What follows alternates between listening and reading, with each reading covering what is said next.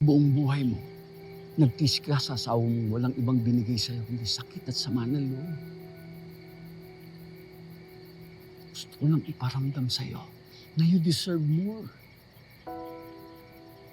You're a special woman, Evelyn. Gusto kong maintindihan mo yun. No. I won't take it.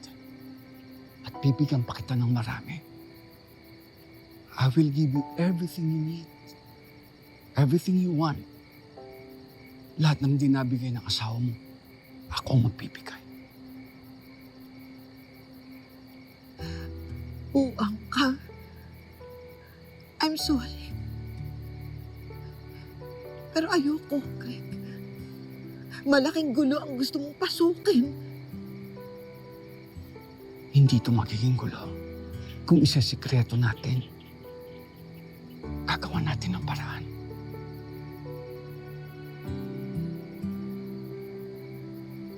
Ayoko nang dagdagan ang problema ni Marge. Binigo ko na siya nung araw, Greg. Kaya ayoko na. Awat na, Greg.